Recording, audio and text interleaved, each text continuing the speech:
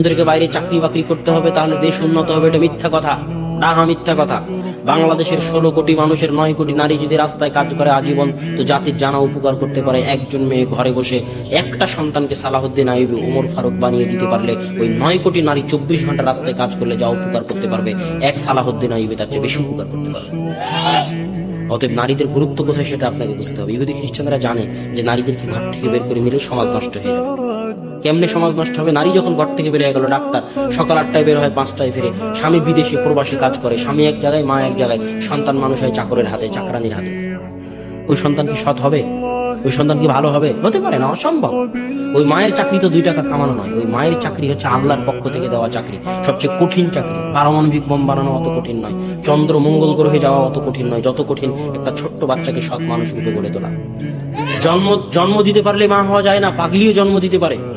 আপনি জন্ম দিলেন আর বললেন মা অসম্ভব। আপনাকে মায়ের দায়িত্ব পালন করতে হবে, আপনাকে পিতার দায়িত্ব পালন করতে হবে।